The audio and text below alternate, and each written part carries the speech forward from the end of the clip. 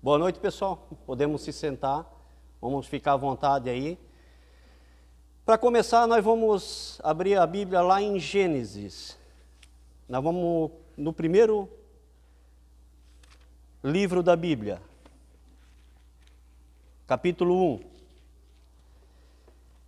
É que nem eu falo, a gente diz que a gente prepara a palavra, mas não é a gente que prepara a palavra, não. A palavra é que prepara a gente, né? Então, a gente vai aprendendo a cada momento que a gente vai estar passando a palavra para vocês. Eu estou aprendendo junto com vocês, de modo que é verídico e a palavra é verdadeira. Então, o que eu vou passar vai estar aqui. A leitura vai ser um pouco extensa, porque vão ser 2 capítulos lidos. Eu vou ler os capítulos que não falam do pecado, onde que não existe pecado na Bíblia, no caso, né?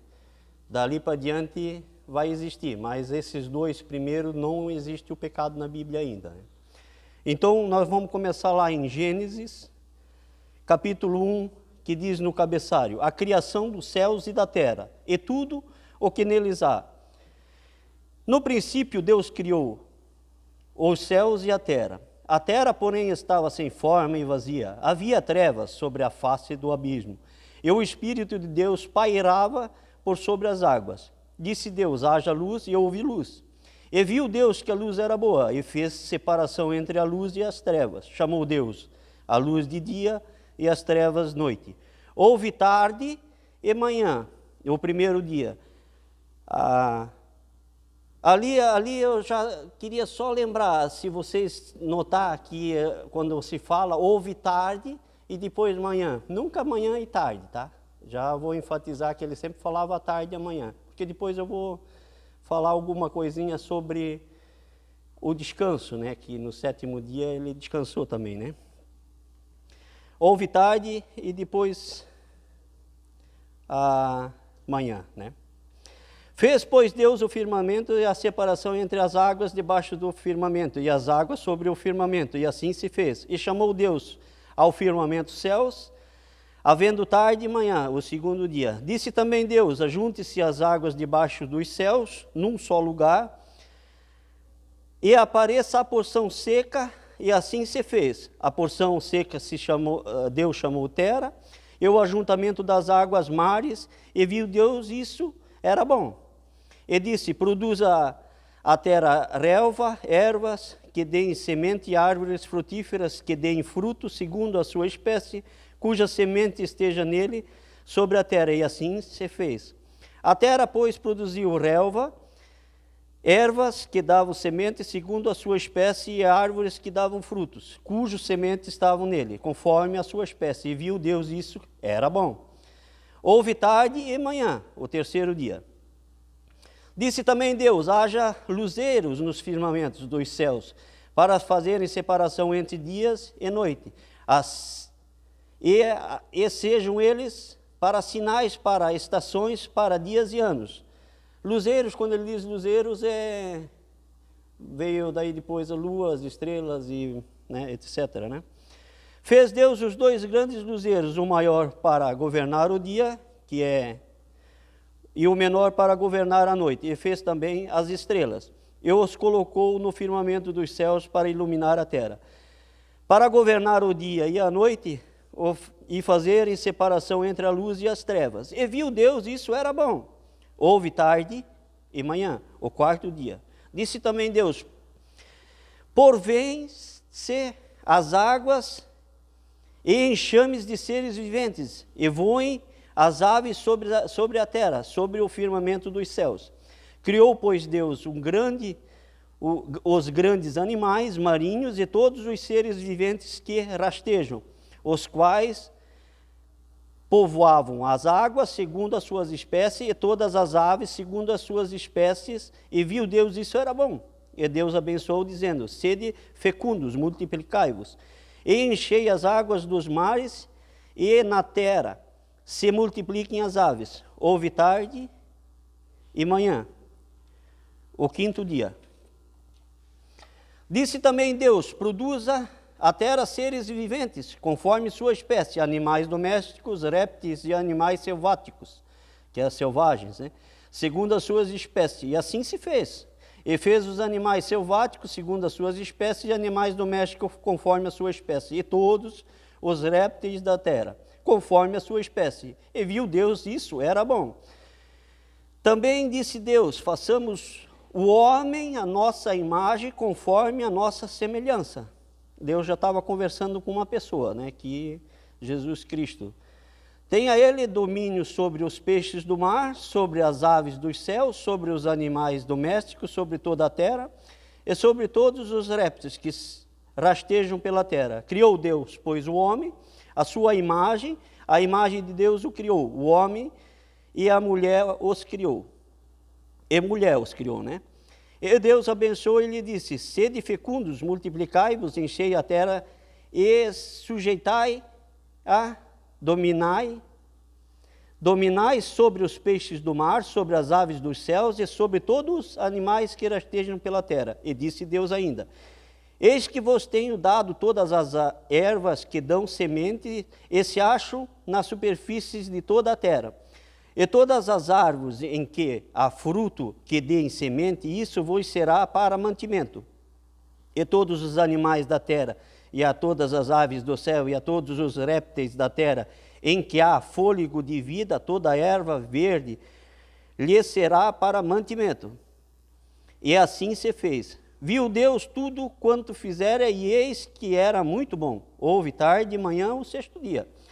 Assim, pois foram acabados céus e terras e todo o exército.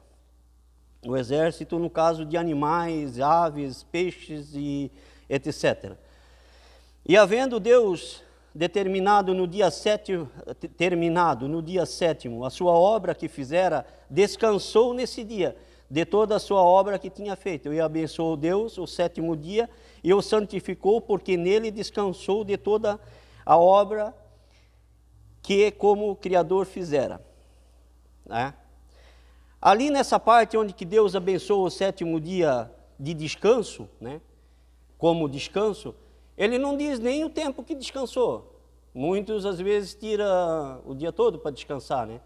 Mas ele não disse se é 1 hora que ele descansou, é 2 horas que ele descansou, ou é 3 horas que ele descansou. Ele só disse que no sétimo dia ele tirou para descansar. Muitos tiram o dia todo, né? Tem religiões aí que tiram o dia todo para o descanso, o sétimo dia, né? Mas Jesus, quando veio ao mundo, no sétimo dia foi onde que ele mais fez milagres, né? Então, no sétimo dia, então, no caso, no sábado, é onde que Jesus mais abençoou o povo. Mas continuando ali, a formação do homem daí, né? Esta é a gênese dos céus e da terra, quando foram criados, quando o Senhor Deus os criou. Não havia ainda nenhuma planta no campo na terra, pois ainda nenhuma erva do campo havia brotado, porque o Senhor Deus não fizera chover sobre a terra, e também não havia homem para lavrar o solo. Mas uma neblina subia da terra e regava toda a superfície do solo. Então formou o Senhor Deus ao homem do pó da terra, e lhe soprou nas narinas o fôlego da vida. E o homem passou a ser alma vivente, e plantou o Senhor Deus um jardim do Éden na direção do Oriente, e pôs nele o homem que havia formado. Do solo fez o Senhor Deus brotar toda a sorte de árvore agradáveis à vista e boas para alimento, e também a árvore da vida. No meio do jardim, e a árvore da vida no meio do jardim, né? E a árvore do conhecimento do bem e do mal, que é a árvore da vida, no meio do jardim. E saía um rio do Éden para regar o jardim dali, se dividia, repartindo-se em 4 braços. O primeiro chama-se Pisson, e é o que rodeia a terra, e a de Ávila, onde há ouro. O ouro dessa terra é muito bom. Também se encontram lá o obdélio, a pedra de ônix. O segundo rio se chama Guion, e é o que circula a terra de Cuxê. O nome do terceiro rio é Tigre, é o que corre pelo oriente da Assíria, e o quarto é o Eufrates.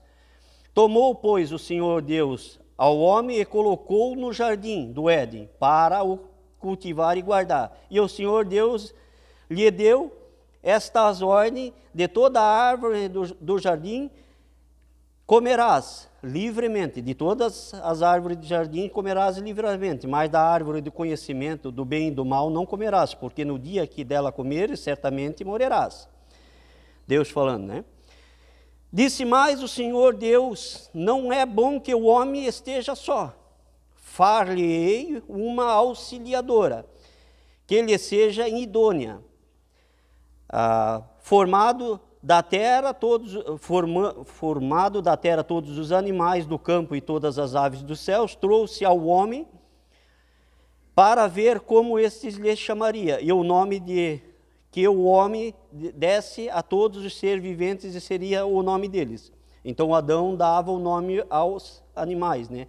Tanto os selvagens como os domésticos. Deu nome o homem a todos os animais domésticos e às aves dos céus e a todos os animais selváticos para o homem. Todavia não se achava uma auxiliadora que lhe fosse idônea. No meio daqueles animais não tinha, vamos dizer, uma parceira para Adão. Adão era um homem, né? O Adão precisava de uma mulher, não de um animal, não de um ser vivente.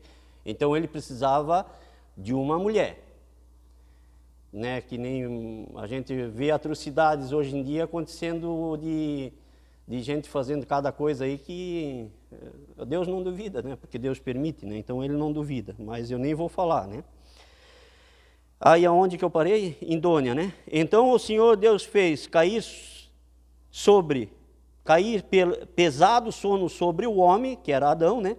Este adormeceu, tomou uma das suas costelas e fechou o lugar com carne. E a costela que o Senhor Deus tomara ao homem, transformou-a numa mulher, e trouxe a ele, e disse o homem: essa afinal é osso dos meus ossos, né? No caso, o osso dos ossos dele, né? A carne da minha carne, chama-se a varoa, porquanto do varão foi tomada, por isso deixa o homem o pai e a mãe, e se une a uma mulher, tornando-se os dois uma só carne. Ora, um e outro, o homem e sua mulher estavam nus e não se envergonhavam. Então até ali, tá? Até ali não havia pecado, tanto é que eles andavam pelados e não se envergonhavam com isso. Hoje em dia, se a gente sair pelado aí, ou a gente se envergonha, né, ou a gente é envergonhado, porque não pode, né? Mas ali Deus faz, vamos dizer, a auxiliadora. Por que Deus usou a costela do Adão? Porque muita gente diz, ele podia ter usado outra parte do corpo de Adão da mesma maneira, mas ele usou da costela por quê? É do lado, né? Então, a auxiliadora do homem tem que estar do lado do marido.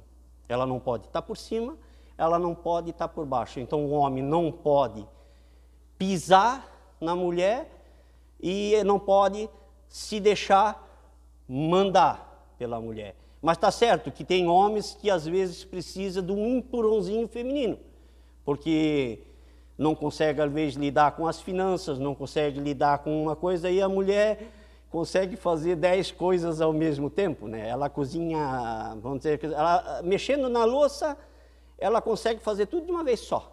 Ela faz um cachorro quente super saboroso e pica lá aquele tempero tudo de uma vez só. E o homem às vezes fica naquela caixinha, né?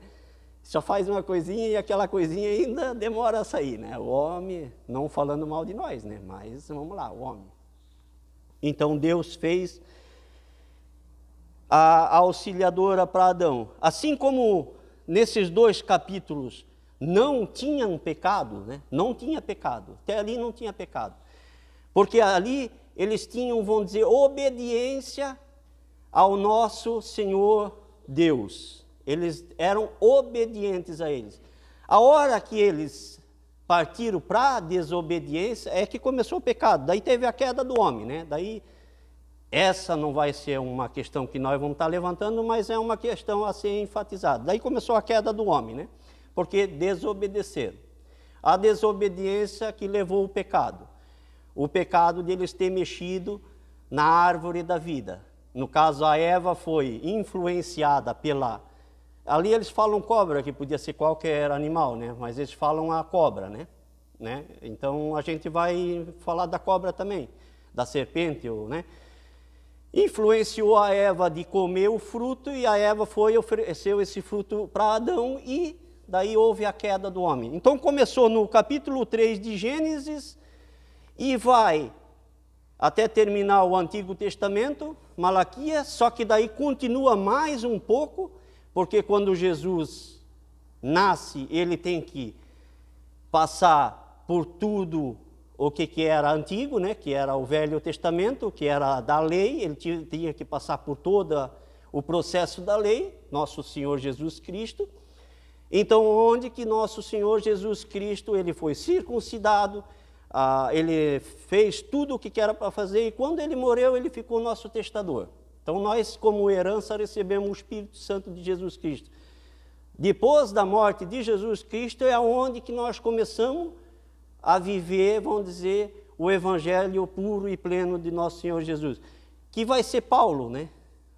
Paulo é dos gentios, né? O pastor, ou vamos colocar o profeta, pastor, é dos gentios. Então é de Paulo em diante é onde que a nossa, né, denominação aqui, a nossa igreja, ela se encaixa, tá? De Paulo em diante. Porque se analisarmos até aquele momento, vamos dizer, os 4 e até os 3 capítulos que nós estávamos conversando lá sobre Atos dos Apóstolos, até os 3 primeiros capítulos, até ali ainda se fala do Antigo Testamento. Então, até ali ainda valia o Antigo Testamento. Dali para frente é que começa a valer o Novo Testamento. Então, nós vamos lá, onde que nós vamos falar da outra parte que não há pecados, tá? Que daí a gente está falando do nosso Novo Testamento. O nosso Novo Testamento, que é nosso Jesus Cristo. Vamos lá para Apocalipse, o último livro da Bíblia. O capítulo é 22, 21 e 22. Se eu não me engano, deixa eu dar uma olhada aqui. 21 e 22. Como eu falei, eu vou ler, né, todos os 2 capítulos, e depois eu vou dar uma breve resumida e o que a palavra me disser para falar para vocês, eu vou estar falando. E eu vou tentar o menos possível falar de mim, né? Da minha pessoa, falar o que a Bíblia que relata para nós. Como no princípio, nós, né, em Gênesis, Deus criou o céu e a terra, eu vou enfatizar ainda, o jardim do Éden, né, era no céu, não era na terra. Portanto, quando o Adão pecou, ele foi colocado para a terra. Aí Adão veio para a terra, mas o jardim do Éden era no céu. Por isso que fala novo céu e a nova terra. Só que no Apocalipse, pelo meu entender, mas nós temos nosso pastor que tira as nossas dúvidas quando a gente precisar, e se ele vê que eu fiquei em dúvidas, ele vai tirar depois para mim, né? O novo céu e a nova terra, ela vai se unir depois, né? Ela vai se unir depois, né? Ela começa no céu, mas vai se unir com a terra. Visão de João, porque foi João que foi levado a ter essa visão apocalíptica. O apóstolo é apóstolo, né? João. Ele foi levado pelos anjos ou por Jesus Cristo, né, a ver a visão apocalíptica. O que ia acontecer? O que ia acontecer?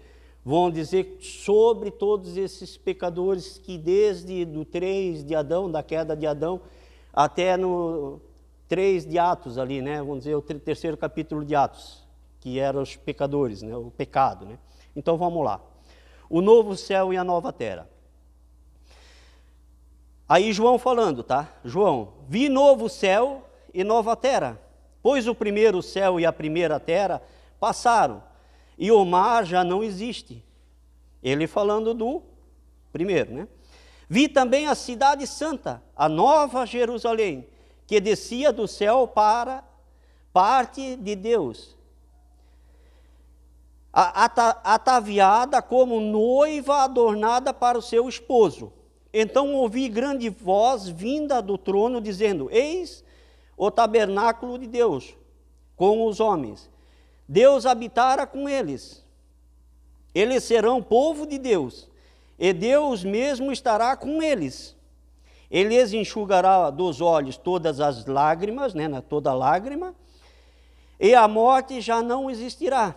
Já não haverá luto, nem pranto, nem dor, porque as primeiras coisas passarão. E aqueles que está assentado no trono, e aquele que está assentado no trono disse: Eis que faço nova todas as coisas. E acrescentou: Escreve, isso ele falando com João, Escreve, porque essas palavras são fiéis e verdadeiras. Disse-me ainda: Tudo está feito, eu sou o Alfa e o Ômega, o princípio e o fim. A quem tem sede darei de graça da fonte da água da vida. O vencedor herdará estas coisas, e eu lhe serei Deus, e ele me será filho. Quando, porém, aos covardes, aos incrédulos, aos abomináveis, aos assassinos, aos impuros, aos feiticeiros, aos idólatras, a todos os mentirosos, e a parte lhes cabe será no lago que arde com fogo e enxofre, a saber, a segunda morte. Então são os pecadores depois do julgamento, a segunda morte anunciada. Eles vão subir, como o nosso pastor já falou, eles vão todo mundo para o céu.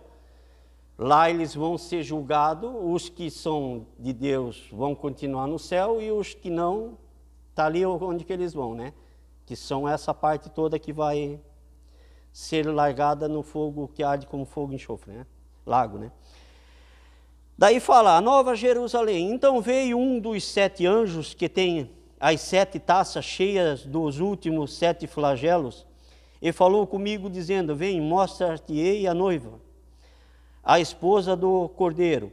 E me transportou em espírito até uma grande e elevada montanha, e me mostrou a santa cidade Jerusalém, que descia do céu da parte de Deus, que descia do céu da parte de Deus, a qual tem glória de Deus. O seu fulgor era semelhante a uma pedra preciosa, como pedra de jaspe cristalina. Tinha grande e alta muralha, 12 portas, e junto das portas 12 anjos, e sobre elas nomes escritos, que são os nomes das 12 tribos dos filhos de Israel. 3 portas se achavam ao leste, 3 ao norte, 3 ao sul e 3 ao oeste. A muralha da cidade tinha 12 fundamentos, e estava sobre estes os 12 nomes dos 12 apóstolos do Cordeiro. Aquele que falava comigo tinha por medida uma vara de ouro, para medir a cidade e as suas portas e a sua muralha. A cidade era quadrangular, de comprimento e largura iguais, e mediu a cidade com a vara até 12.000 estádios. O seu comprimento, largura e altura são iguais. Medindo também a sua muralha, 144 covados. Eu não olhei a medida do covados. Se alguém sabe o covado, quanto que vale um covado, Mas daí isso é a questão da pessoa depois estar analisando e olhando. Eu não me atentei nesse fato, Então isso foi uma falha minha. Devia ter olhado quanto que vale um covado. Mas se eu chegar aqui atrás na minha Bíblia, até acho que deve estar falando sobre covado e medida. Mas vamos à leitura. Há 4 covados, medida do homem. Isto é de anjo, Isto é, de anjo. Então isso quer dizer de anjo. O homem, eu acredito que tem um passinho pequeno, só que um anjo atravessava o mar com uma passada, E o Deus, no caso, com a passada, Deus passava o mar, Então o covado deve ser bem grande, Então, a estrutura da muralha era de jaspe, também a cidade de ouro puro, semelhante ao vidro límpido. Os fundamentos da muralha da cidade estão adornados de toda espécie de pedras preciosas. O primeiro fundamento é de jaspe, o segundo de safira, o terceiro de calcedônia, o quarto de esmeralda, o quinto de sardônio, o sexto de sárdio, o sétimo de crisólito, o oitavo de berilo, o nono de topázio, o décimo de crisopraso, ou um décimo de jacinto e o de um décimo de ametista. As 12 portas são 12 pérolas e cada uma destas portas de uma só pérola. A praça da cidade é de ouro puro, como vidro transparente. Nela não vi santuário, porque o santuário é o Senhor, o Deus Todo-Poderoso, e o Cordeiro. A cidade não precisa nem de sol, nem de lua, para lhe darem claridade, pois a glória de Deus a iluminou, e o Cordeiro, e a sua lâmpada, e o Cordeiro é a sua lâmpada, né? As nações andarão mediante a sua luz, e os reis da terra lhe trazem a sua glória. As suas portas nunca jamais se fecharão de dia, porque nela não haverá noite. E lhe trarão a glória e a honra das nações. Nela nunca jamais penetrará coisa alguma contaminada, nem o que pratica abominação e mentira, mas somente os inscritos no livro da vida do Cordeiro. Os que estão escritos no livro da vida de Jesus Cristo, né? Então se mostrou o rio de água vida, o rio da água da vida, brilhante como cristal, que sai do trono de Deus e do Cordeiro. No meio da sua praça, de uma a outra margem do rio, está a árvore, já está falando da árvore da vida, que produz 12 frutos, dando o seu fruto de mês em mês, e as folhas das árvores são para a cura dos povos. Nunca mais haverá qualquer maldição nela, estará o trono de Deus e do Cordeiro. Nela estará o trono de Deus e do Cordeiro, e seus servos o servirão. Contemplarão a sua face, e na sua fronte está o nome dele. Então já não haverá noite, nem precisam eles de luz ou de candeia, nem da luz do sol, porque o Senhor Deus brilhará sobre eles e reinarão pelos séculos dos séculos. Aí fala a certeza do cumprimento da profecia desse livro. Disse-me ainda estas palavras, são fiéis e verdadeiras. O Senhor Deus dos espíritos dos profetas enviou seu anjo para mostrar aos seus servos as coisas que em breve devem acontecer. Eis que venho sem demora, bem-aventurado aquele que guarda a palavra da profecia desse livro. Eu, João, sou quem ouviu e viu estas coisas. Ao quanto as ouvi e vi, prostrei-me entre os pés do anjo e me mostrou essas coisas, mas para adorá-lo, né? No caso, ele prostrou para adorar o anjo, né? Então ele me disse, vê, não faças isso, eu sou conservo teu, dos teus irmãos, os profetas, e dos que guardam a palavra desse livro. Adora a Deus. Disse-me ainda, não seles as palavras da profecia desse livro, porque o tempo está próximo. Continue o injusto fazendo injustiça, continue o imundo ainda sendo imundo, o justo continue na prática da justiça, o santo continua a santificar-se. E eis que venho sem demora, e comigo está o galardão de quem que tenho para retribuir a cada segundo as suas obras. A cada um segundo as suas obras. Eu sou o alfa e o ômega, o primeiro e o último, o princípio e o fim. Bem-aventurado aquele que lavam as suas vestiduras no sangue do Cordeiro, para que lhes assista o direito à árvore da vida, e entrem na cidade pelas portas. Fora ficam os cães, os feiticeiros, os impuros, os assassinos, os idólatras e todo aquele que ama a prática da mentira. Eu, Jesus, enviei o meu anjo para vos testificar essas coisas nas igrejas. Eu sou a raiz e a geração de Davi, a brilhante estrela da manhã. O Espírito e a noiva dizem, vem. Aquele que ouve, diga, vem. Aquele que tem sede, venha. E quem quiser, receba de graça a água da vida. Aí vem a conclusão do livro, né? A conclusão final que João faz. Eu, a todo aquele que ouve as palavras da profecia desse livro, testifico, se alguém lhes fizer qualquer acréscimo, Deus lhe acrescentará os flagelos escritos nesse livro. E se alguém tirar qualquer coisa das palavras do livro da profecia, Deus tirará da sua parte da árvore da vida.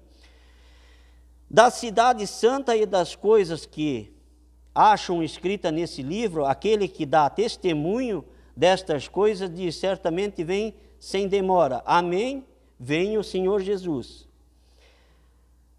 Aí ele abençoa, graças do Senhor Jesus seja com todos. A graça do Senhor Jesus seja com todos. Aí João Batista, ele tem João Batista apareceu no meio, mas João teve aquela visão toda apocalíptica, né? Que ele testemunhou e passou para nós. A nova, que fala ali, o novo céu e a nova terra, a nova cidade. Se nós analisarmos ali, ouro, jaspe, diamante, várias, né?